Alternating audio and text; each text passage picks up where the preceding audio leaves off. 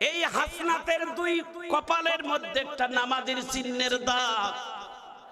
নামাজের দাগ দেখে ওই ছেলেটাকে ডাক দিয়ে বলে, যখন মামুনুল হক আর ডক্টর শফিকুল ইসলাম এক জায়গায় সাক্ষাৎ হয়, তখন এই হাসনাত মামুনুল হককে ডাক দিয়ে বলে, বিভিন্ন জায়গায় আমাকে বলে আমি নাকি মামুনুল হকের সন্তান।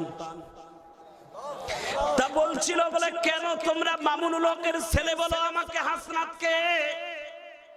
কি তার মামুনুল হকের সাথে আমাদের সম্পর্ক? পাবলিক ডাক দিয়ে বলে, আল্লামা মামুনুল হক নামাজের কপালের সিজদার মধ্যে দুইটা কালো দাগ, তুমি হাসনাতের দুইটা কালো দাগ। নামাজের চিহ্নের দাগ দেখে মনে হয়, কালো দাগটা দেখে মনে হয় তুমি আল্লামা মামুনুল হকের সন্তান। মামুনুল হক হাসে, ডক্টর শফিকুল ইসলাম হাসে, এবং ওখানে যারা বড় বড় দায়িত্বশীল আছে সবাই হাসে। একজন আরেকজনের বুক মিলাই ডাক দিয়ে বলে, আমরা সত্যিকার জন্মদাতা আমার বাপ না হতে পারে, আমার কোনো ব্যক্তিত্ব আত্মীয়তার সম্পর্ক না হতে পারে, তবে ওনার সাথে যেটা আমার সম্পর্ক সেটা হলো আল্লাহর দ্বীন কায়েমের জন্য। জোরে কোন আল্লাহু আকবার। আজকে সেই ছেলেটার নাম হলো হাসনাত, আবু হাসনাত যার নাম। এ ছেলেটা আমাদের দেশের একজন সন্তান। এত টপ দিয়েছেন, এত নির্যাতনের শিকার হয়েছেন, তারপরও তিনি কোনোদিন আন্দোলন থেকে সরে নাই। এই ছেলেটার নাম হলো হাসনাত। এই ছেলেটার কপালের মধ্যে সুন্দর একটা দুইটা চিহ্ন আছে। গতকালকে বাংলাদেশের সেনানিবাসে একটা সশস্ত্র বাহিনীর মধ্যে একটা আনন্দের একটা সুন্দর একটা আয়োজন ছিল। সেখানে বাংলাদেশের গভর্নমেন্ট ছিলেন ডক্টর ইউনূস, বিরোধী দলের তিনবার যিনি নেত্রী প্রধানমন্ত্রী ছিলেন বেগম জিয়াও সেখানে উপস্থিত ছিলেন। মনোরম পরিবেশ ছিলেন গোটায় বাংলাদেশের মধ্যে একটা দেখার মতো। ওই জায়গায় আল্লামা মামুনুল হক ছিলেন, ওই জায়গায় জামাতের আমির ডক্টর শফিকুল ইসলাম ছিলেন। তাদের একজন আরেকজনের ভালোবাসা দেখে আর হাসি দেখে গোটা বাংলাদেশের মানুষ খুশি হয়েছে। একটু চিৎকার দিয়ে জোরে বলা যায় না আল্লাহু আকবার। এ ভাইজান, আমরা আওয়ামী লীগ বুঝি না, জামাত বুঝি না, বিএনপি বুঝি না, জাতীয়বাদী বুঝি না, আমরা বুঝি আমরা এদেশের নাগরিক। সব দলের নেতা কর্মীরা তোমরা সব অহংকার সব বিদ্বেষ ভুলে যাইয়া একজন আরেকজনের হাতে হাত ধরে তোমরা দেশের খাদেম হয়ে যাও। তোমরা দেশ সেবা করো, দেশকে এগিয়ে নিয়ে যাও।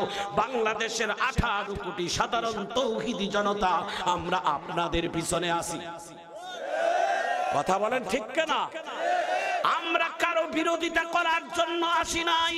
তোমরা যারা দেশের দায়িত্ব যারা পেয়েছো, দেশ পরিচালনা করার জন্য সুষ্ঠু নির্বাচন বিবেচনা করো, দেশের খেদমত তোমরা করো, দেশের আমানতকে হেফাজত করো। দেশের একটা বালুর দানাও যেন তোমাদের হাত থেকে যেন রক্ষিত নষ্ট না হয়। তাহলে আমরা 18 কোটি মানুষ তোমাদের জন্য দোয়া করব। একটু চিৎকার দিয়ে হাত তুলে বলা যায় না আল্লাহু আকবার। আরো জোরে বলা যায় না আল্লাহু আকবার। ঘটনাটা 1 মিনিট বলে দেই। এই হাসনাতের দুই কপালের মধ্যে একটা নামাজের চিহ্নের দাগ।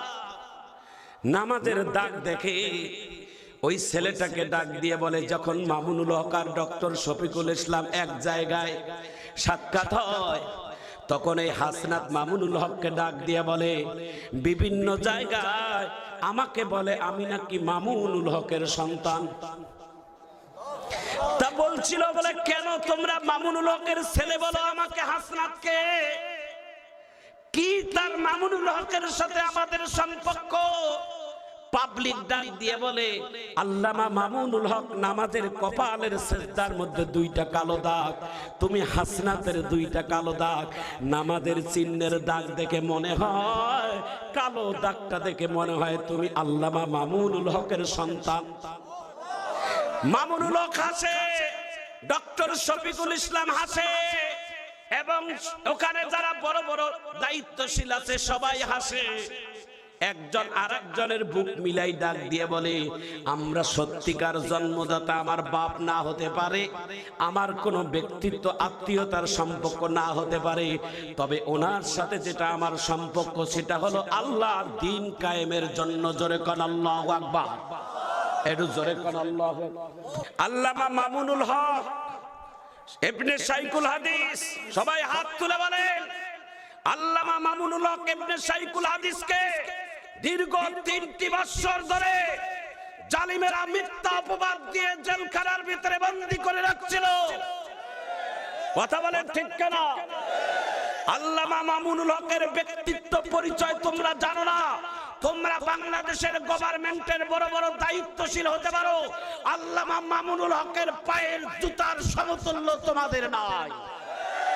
কথা বলেন ঠিক কিনা?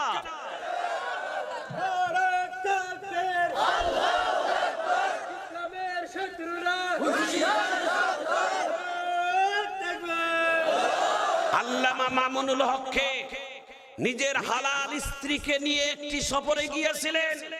তাকে ষড়যন্ত্র করে জাতির কাছে তাকে ধর্ষক বানায়া তাকে 3টা বছর জেলখানার ভিতরে আবদ্ধ করে রাখছিলেন। আল্লামা মামুনুল হক জেলখানার ভিতর থেকে বাহির হয়ে বাংলাদেশের আপম জনতার মাঝে যতটা জনপ্রিয়তা হয়েছে, আর তোমাদের জনপ্রিয়তা মাটির নিচে আল্লাহ চাপিয়ে দিয়েছে। কথা বলেন ঠিক কিনা? মানুষকে কোনদিন ছোট করলে নিজেই ছোট হবা, মানুষকে বড় করে দাও, আল্লাহ তোমাকে বড় বানাই দিবে। ক্বালান নবী সাল্লাল্লাহু আলাইহি ওয়াসাল্লাম, মান তাওয়াদা লিল্লাহ রাফাআহুল্লাহ। আল্লাহর জন্য তুমি ছোট হও, আল্লাহর জন্য তুমি বিনয় হও, মানুষ আল্লাহ তাআলা তোমাকে বড় বানাই দিবে। কথা বলেন ঠিক কিনা? আল্লাহ যেন আমাদের সবাইকে ইখলাস ওয়ালা, আমল ওয়ালা, আল্লাহ ওয়ালা, নবী ওয়ালা, কোরআন ওয়ালা, হাদিস ওয়ালা, ইসলাম ওয়ালা হওয়ার তৌফিক দান করুন। ভাইজান আমার, বন্ধুগণ আমার, দিলের কানটার একটু মনটাকে নরম করে দিয়ে কথাটা শুনে নেন। আল্লাহর নবী নবী মুহাম্মদুর রাসূলুল্লাহ সাল্লাল্লাহু আলাইহি ওয়াসাল্লাম সবার জন্য কিন্তু শাফায়াত করবেন না, সবার জন্য কিন্তু ওয়াকালতি করবেন না। আমার নবী তার জন্য ওয়াকালতি করবেন যাদের 3.5 হাত বডির মধ্যে আমার নবীর প্রেম আর ভালোবাসার চিন্তন আছে। একটু চিৎকার দিয়ে জোরে বলেন আল্লাহু আকবার। গোটা 3.5 হাত বডিটা হচ্ছেন একটা থার্মোমিটার। জ্বর আসলে যেমন জ্বর মাপার জন্য থার্মোমিটার মেশিন প্রয়োগ করা লাগে, প্রেসার হাই হলো না লো হলো এটা যেমন প্রেসার চেক করা যায়, ইমান মাপার মেশিন হচ্ছেন 3.5 হাত বডির মধ্যে চিন্তন। এ ভাইজান, মুখের মধ্যে দাড়ি সবাই রাখতে পারে না, মাথার মধ্যে টুপি সবাই দিতে পারে না, পরনে পাঞ্জাবি সবাই লাগাইতে পারে না, টাকনির উপর কাপড় সবাই উঠাইতে পারে না। একটু চিৎকার দিয়ে জোরে বলুন ঠিক কিনা? নবীর এই সুন্নাত যাদের মধ্যে থাকবে, নবী বলেন কিয়ামতের দিন আমি নবীর সুন্নাত যার মধ্যে একটা থাকবে, আমি নবী তার জন্য শাফায়াত করব। জোরে কোন সুবহানাল্লাহ। নবীর এই সুন্নাতটার দাম আছে না নাই? একটা সুন্নতের দাম কত জানেন? আমার নবী বলেন পৃথিবীর সমস্ত জিনিসগুলো যদি এক পাল্লায় রাখানো হয়, আর এক পাল্লায় যদি মুসলমানদের ফজরের নামাজের ফরজের আগে 2 রাকাত সুন্নত রাখানো হয়, ফজরের নামাজের আগের 2 রাকাত সুন্নত যদি অপর পাল্লায় রাখানো হয়, তো তাম পৃথিবীর থেকে ফজরের 2 রাকাত সুন্নতের ওজন আল্লাহর কাছে অনেক ভারী। ফজরের 2 রাকাত সুন্নত আল্লাহর কাছে এই পৃথিবীর থেকেও বড় দামি। তাহলে এই ফজরের 2 রাকাত সুন্নত আমরা সবাই পড়ব তো ইনশাআল্লাহ? আমরা সবাই পড়ব। যুবক ভাইয়েরা, এখন তোমাদের হৃদয় বিদারক কিছু কথা বলবো আমি, আপনারা একটু পরে কাঁদবেন। আল্লাহ যেন বলা এবং আপনাদেরকে শোনা সবাইকে যেন তৌফিক দান করেন। একটু সবাই জোরে কোন আমিন। আরো জোরে বলেন না আমিন। প্রিয় ভাইরা, আমি একটা ছোট্ট প্রতিযোগিতা দেই, যে প্রতিযোগিতা আপনার ঈমান বাড়াবে। আমি কি সেই ঔষধটা দেব? সেই ঔষধটার নাম হচ্ছেন আল্লাহু আকবার। একটু জোরে বলা যায় না আল্লাহু আকবার? এই যে বাঁশের এই বাঁশের এই দিকে একটা দল, বাঁশের এই ফ্ল্যাটের একটা দল, এমনি এমনি দেব না, আল্লাহর কোরআনের আয়াত বলবো, আপনারা আল্লাহু আকবার বলবেন ইনশাআল্লাহ। কর এই ফ্ল্যাটের ভাইয়ারা এখন একটু গলাটা ছেড়ে দেন তো, সবাই বলেন না কেন? হ্যাঁ, সবাই রেডি হন, আপনারা একটু চুপ থাকেন, দেখি কোন দলের আওয়াজ বেশি হয় আল্লাহু আকবারের। আমিন বলেন সবাই। একটু হাত নাড়া দেন না ভাই আপনারা, এই আপনারা না খেলা বোঝেন না, একটু হাত নাড়া দেন, মারহাবা কর, দেখি কত জোরে আওয়াজ হয়। বিসমিল্লাহির রহমানির রহিম।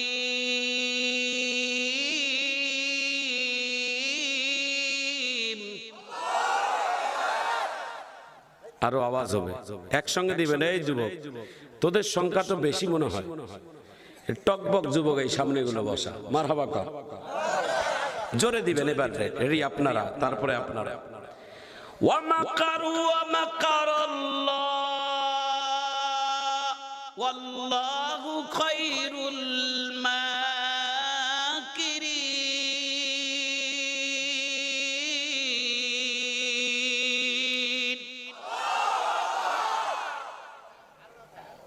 এরা দেয় না, মারহাবা কর। একটু আপনারা গলাটা ছেড়ে দেন তো বাবা। দেখছেন আমার মুরব্বীগুলো কি খুশি মানুষ, হাসি খুশি মানুষ। এলা আগের যুগে মানুষ, এগুলা সরিষার তেলের খাওয়া মানুষ।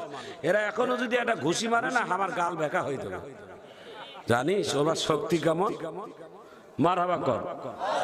চাচা, ওদের সংখ্যা যুবক হতে পারে, তোমাদের সংখ্যা হলো মুরব্বী। মুরব্বীদের একটা সম্মান আছে না? মুরব্বী বলে একটা কথা নাই? আল্লাহ রসুল বলছেন মুরব্বী মানুষ যদি দোয়ায় হাত তোলে, ওই দোয়া ফেরত দিতে আল্লাহ লজ্জা পায়। সুবহানাল্লাহ, একটু জোরে কর না কেন? পৃথিবীর সর্বপ্রথম যেই মুরব্বীটার দাড়ি পাকছিল, সেই মুরব্বীটা কে জানো? পৃথিবীর সর্বপ্রথম, পৃথিবীর জমিনে প্রথম দাড়ি যেই ব্যক্তিটার পাকছিলেন, এই ব্যক্তিটা কে জানেন? এই ব্যক্তিটা হচ্ছেন আমাদের মুসলিম মিল্লাতের জাতির পিতা ইব্রাহিম। একটু সুবহানাল্লাহ বাড়ি যায় কইবেন।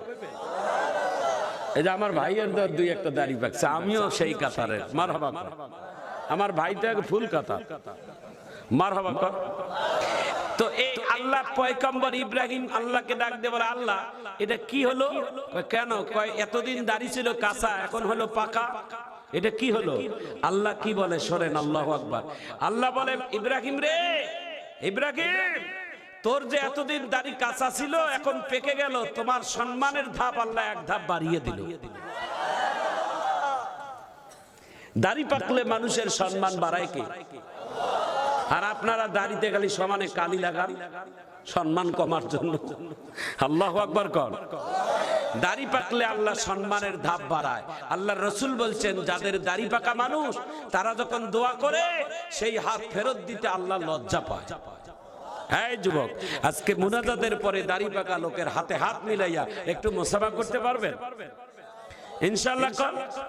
তো আপনারা এখন আপনাদের পালা, দেখি একটু হাত নাড়া দেন তো ভাই। এইভাবে দেখবেন, এই ছেলেরা দেখবেন এখন ওদের তাকবীরের আওয়াজ। মেডিসিন দিছি না, এখন কাঁদবেন, চোখের পানি ফেলবেন। হাদিসে আছে আল্লাহর পয়গম্বর মুসা নবী গেলেন, যাইয়া কাঁসার গোশত বিক্রি করা দেখলেন। বাংলাদেশের কাঁসার কাছে গোশত কিনতে গেলে 1 কেজি গোশত বাড়িতে নিয়ে আসে, দেখি মেপে দেখি 3 পোয়া। এই কাঁসাই কি মুসা নবীর বন্ধু হবে? ওজনে যারা কম দেয় তাদের ব্যাপারে আল্লাহ বলেন, ওয়াইলুন ইয়াউমাইযিল লিল মুকাদ্দিবিন ওয়াইলুল লিল মুতাফফিফিন। যারা মানুষ ব্যবসার কারণে ওজন কম দেয়, জাহান্নামের মধ্যে সবথেকে একটা ভয়ানক জাহান্নাম আছে, সেই জাহান্নামের নাম হলো ওয়াইল নামের জাহান্নাম। যারা মানুষকে ওজনে কম দেয়, যারা ব্যবসার মধ্যে ভেজাল দেয়, 2 নম্বর মালকে 1 নম্বর বলে চালিয়ে দেয়, কিয়ামতের দিন আল্লাহ তাআলা ওয়াইল নামের জাহান্নামে তাদের জন্যই বরাদ্দ করেছে। আল্লাহু আকবার কর। ভাইজান আমার, বন্ধুগণ আমার, মুসা পয়গম্বর দাঁড়িয়ে দেখে কাঁসাই গরুর গোশত বিক্রি করা শেষ। গোটা গোস্তের মধ্যে কয়েকটা টুকরা ভালো ভালো যত্ন করে রেখে দিলেন, নিয়ে যায় নিজের হাতে রান্না করলেন। বুড়িমাকে বাহির করিয়া নিজের হাতে পায়ে পরিষ্কার করে রান্না করা গোস্তের টুকরা মায়ের মুখে তুলে দিলেন। মাকে খাওয়াইয়া মুছিয়ে দিয়ে আবার যখন চলে যাচ্ছেন কাসাই, মাটা আকাশের দিকে তাকাইয়া একটা দোয়া করতেছেন, আল্লাহ আমি মা লাগি আমার সন্তান হাজারো ব্যস্ততার মাঝে আসিয়া আমাকে মা বলে ডাক দেয়, নিজের হাতে খাওয়াইয়া দেয়। ও আল্লাহ, এই জামানার পয়গাম্বরকে আমি দেখি নাই, আমার পয়গাম্বরের নাম হচ্ছেন মুসা কালিমুল্লাহ। আমার সন্তান যদি জান্নাতে যায়, আমি মা দোয়া করলাম, আল্লাহ মুসা নবীর সাথে জান্নাতের বন্ধু বানাইয়া দিয়ে। একটু হাত তুলে জোরে বলা যায় না আল্লাহু আকবার? একটু জোরে বলা যায় না আল্লাহু আকবার? আল্লাহর পয়গম্বর সিজদায় পড়ে গেছেন মুসা আলাইহিস সালাতুস সালাম। আল্লাহ, বুঝলাম এই নবীর সাথে এই কাসাই কেন জান্নাতে থাকবে। পৃথিবীর সবথেকে দামি শ্রেষ্ঠ নিয়ামত মা। মা পৃথিবীতে সব থেকে দামি নিয়ামত। মা তোমাকে ছোটবেলা খাওয়াইছে। এ ভাইজান, ভালো করে দিলটা নরম করে দে। তোমার মা তোমাকে খাওয়াই দিয়েছে। তুমি যখন পেশাব করছো, মা নিজের হাতে তোমার পায়ে পরিষ্কার করে দিয়েছে। মা তোমাকে শীতের কালে তোমাকে বুকে নিয়ে ঘুমাইছে। কেমন পৃথিবীতে যারা সন্তান আছো, নিজের মাকে একটাবার খাওয়াইয়া দিবা। একটু চিৎকার দিয়ে জোরে বলা যায় না আল্লাহু আকবার? জীবনে যদি একটাবার জীবনে মায়ের পেশাব পায়খানা নিজের হাতে পরিষ্কার করতে পারো বাবা, মনে করব তোমার মতো ভাগ্যবান সন্তান আর কেউ নাই। চাকর চাকরানি দিয়ে করা এক মজা, নিজে সন্তান হয়ে মা বাবার খেদমত করা আর এক মজা। আল্লাহর কাছে দোয়া করেন, আল্লাহ আমার মা বাবার খেদমত যেন আমি এই হাত দিয়ে জীবনে একবার হলেও করতে পারি। একটু চিৎকার দিয়ে জোরে বলা যায় না আল্লাহু আকবার? ভাইজান আমার, বন্ধুগণ আমার, দিলের কান লাগাইয়া শুনিয়ে দেন। আল্লাহর নবী বলেন, আমি আমার বাপ পাই নাই, আমি আমার মা পাই নাই। মা যে কত বড় দামি নিয়ামত, এটা যার আছে তারা বোঝে না, হয়তো যার নাই তাদের চোখের পানি পড়ে। চিৎকার দিয়ে জোরে বলুন ঠিক ঠিক। আমি বিভিন্ন জায়গায় মাহফিলে বলি, আমার বাবা দুনিয়ায় নাই, বাবার বেদনা আমার অন্তরে জানিয়া জানা আছে। মাটা এখন বুড়ো মানুষ। বাংলাদেশের যেই জায়গায় যেই জেলায় কোরআনের মাহফিল করতে যাই, মাকে একটা মিস কল দিয়ে ফোন দিয়ে জানিয়ে দেয়, মা আমি আজকে অমুক জেলায় মাহফিল যাচ্ছি। আমি মাহফিল শেষ করে তাকাই দেখি মোবাইলের দিকে, আমাকে এত রাত্রে আমার স্ত্রী ফোন দেয় নাই, আমার ছেলে দেয় নাই, আমার মেয়ে দেয় নাই। রাত্রে 2টা 3টায় দেখি আমার ফোনে আমার মায়ের কল। রাত্রের বেলা মাকে ফোন দিয়ে বলি, মা তুমি কি কল দিয়েছো? মা ডাক দিয়ে বলে, তুই ওয়াজের আগে বলছিস, এই জন্য আমি ওয়াজের পরে জানিতে চাই তুই নিরাপদে আছিস কিনা। এই মাটা যদি না থাকতো তাহলে আমাকে কেউ আর খোঁজ নিত না বাবা।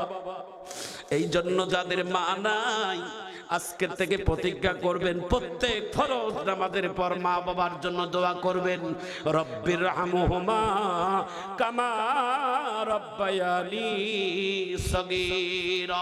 একটু চিৎকার দিয়ে জোরে বলেন আমিন। যাদের বাবা মা জীবিত আছে, মা বাবাকে এই হাত দিয়ে কোনোদিন বেইজ্জত করব না, মা বাবাকে কোনোদিন কষ্ট দেব না। একটু জোরে বলেন না আমিন। ভাইজান আমার, টাটকা একটা খবর শোনাই। কিছুদিন আগে কাবা শরীফ উমরা করার জন্য আল্লাহর এক বান্দি গেছে। কাবা শরীফের মধ্যে যখন তাওয়াফ করার জন্য ইহরামের কাপড় পরিধান করে যখন ভিতরে ঢুকছে, কাবা শরীফের মধ্যে যখন তাকায় তখন হাউমাউ করে কান্না করে আর অজ্ঞান হয়ে পড়ে যায়। কাবা শরীফ তাওয়াফ করতেই পারে না। যখন তাওয়াফের মধ্যে দাঁড়ায় তখন সেন্সলেস হয়ে পড়ে যায়। কাবা শরীফের দিকে তাকাইলে হাউমাউ করে কান্না করে, কোনোভাবেই তাওয়াফ করতে পারে না। মহিলাটাকে একটু দূরের মধ্যে নিয়ে গেলেন। একজন বড় শায়েখ মাওলানাকে একটু পানি পড়ার জন্য নিয়ে গেলেন। একটু হুজুর পড়ে দেন তো। বলে কেন? বলে এই ঘটনা। মাওলানাটা ছিলেন আধ্যাত্মিক আলেম। ডাক দিয়ে বলে তার কি বাবা মা জীবিত আছে? কয় হ্যাঁ। এ বোন, তোর মাকে কোনদিন বাবাকে কোনদিন খারাপ আচরণ করছো? মেয়েটা সব লজ্জা শরম বাদ দিয়ে বলে হুজুর, এই হাত দিয়ে আমি জীবনে একটাবার আমার মায়ের গালে থাপ্পড় মেরেছি। মাকে মাপ নিয়ে কাবা শরীফে আসো নাই? কয় না। বলে তোমার ভাগ্যে এই কাবা শরীফ তাওয়াফ করার হবে না, কারণ আল্লাহর রাসূল বলছেন হুমা জান্নাতুকা ওয়া নারুকা। মা বাপ খুশি থাকলে তোমার জান্নাত, আর বেজার হলে জাহান্নাম, আর কোনো উপায় নাই। এই হাদিস কাটাকাটির করার বুদ্ধি নাই। মারে, তোমার হজ, তোমার কাবা শরীফ, তোমার সব থেকে বড় কাবা হচ্ছে তোমার মা। আরে ভাইজান, আরে বন্ধুগণ, তোমাদের পা গুলো আগাই দাও বাবা, কারণ যাদের চোখের পানি পড়ে তাদের দিলটা বাবা নরম। বাবা, সবার চোখে কিন্তু আল্লাহ তাআলা পানি ফেলায় না। ভাইজান আমার, বন্ধুগণ আমার, এতিমের ব্যথা বড় কঠিন ব্যথা। আমার নবী বলেন, কোন এতিমের মাথায় যদি কেউ হাত বুলাই দিয়ে আদর করে, আল্লাহর রাসূল বলছেন সে যেন আমি নবীর মাথায় হাত বুলে দিয়ে আদর করে দিল। ভাইজান আমার, বন্ধুগণ আমার, এই জন্য দিলের কানটা নরম করে দেন। আল্লাহ রাসূল বলেন, আমি 3 শ্রেণীর মানুষের দিকে কিয়ামতের দিন তাকাবো না, আমি শাফায়াত করব না। 1 নাম্বার হলো যারা বাবা আমার সাথে খারাপ আচরণ করে। যুবক ভাইয়েরা, তোমাদের পা গুলো আগাই দাও। আমি তোদের পায়ে হাত রেখে একটা অনুরোধ করি বাবা, আজকে যে আমি আবুল কাশেম সরকারকে তোমরা এত জনপ্রিয় দেখো, আমি মনে করি আমার মায়ের দোয়া আমার সাথে আছে, আমার বাবার দোয়া আমার কাছে আছে। মা বাবার দোয়া যদি তোমার সাথে থাকে, পৃথিবীর কোনো মানুষ তোমাকে পিছনে ফেলাইতে পারবে না।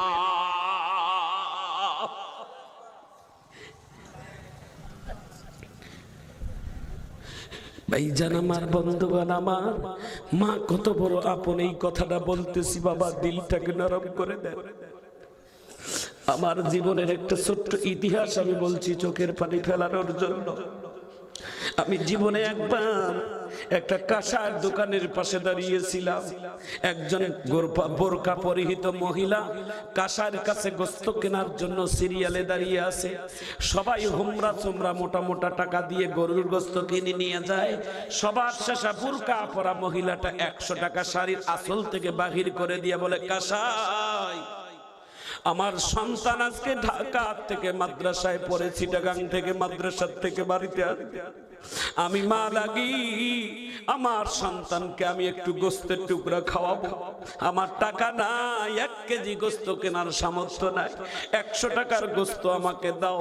কাসাই ডাক দিয়ে বলে, আমার ঠেকা পড়েছে, আমি 100 টাকার গোস্ত বিক্রি করি না। মায়ের কাছে যায় বললাম, মা, এত অল্প টাকা দিয়ে গরুর গোস্ত কেউ দিবে না মা। মাটা চোখের পানি ছেড়ে কান্দে আর বলে, তাহলে আমার মনের তামান্না, আমার সন্তানকে গোস্ত খাওয়াবো কেমনে? আরে ভাইজান আমার, বন্ধুগণ আমার, যাদের বড় বড় পরিবার তারা তোমরা অনেকেই জানো না। বাজার থেকে একটা বড় মাছ নিয়ে আসছে, মাছের মাথাটা বড় ভাইকে দিয়েছে, পেটিটা বাবাকে দিয়েছে, পিছাটা ছোট ছোট সবাইকে ভাগ করে দিয়েছে। শেষের সময় মা দুঃখিনী যখন খাইতে বসে, দেখবেন মা দুঃখিনীর ভাতের প্লেটে কোনো মাছের টিপড়া নাই, মায়ের ভাতের প্লেটের মধ্যে শুধু মাছের কাঁটা। আরে যুবকেরা, তোমরা প্রতিজ্ঞা করো, বড় হয়ে চাকরি করে বড় মাছ কিনে মাকে মাথাটা দিবা। মায়ের পাতের মধ্যে বড় মাছের মাথাটা তুলে দিবা, বাবাকে মাথাটা তুলে দিবা। মা যদি না থাকে, তোমার হালাল টাকার কামাই তুমি কাকে খাওয়াবা? কাকে খাওয়াবা? বাবা যদি না থাকে, তুমি কাকে খাওয়াবা? দিলটাকে নরম করে দেন বাবা। ভাইজান আমার, বন্ধুগণ আমার, আল্লাহর রাসূল বলছেন 2 নম্বর হচ্ছেন যারা শ্রমিকদের সাথে খারাপ আচরণ করে, যারা শ্রমিককে মূল্য দেয় না, যারা শ্রমিককে খাটো চোখে দেখে, আমি বিশ্ব নবী তাদের জন্য শাফায়াত করব না। 3 নম্বর হচ্ছে যারা পায়ের টাকনির নিচে কাপড় পরে, তাদেরকেও আমি শাফায়াত করব না।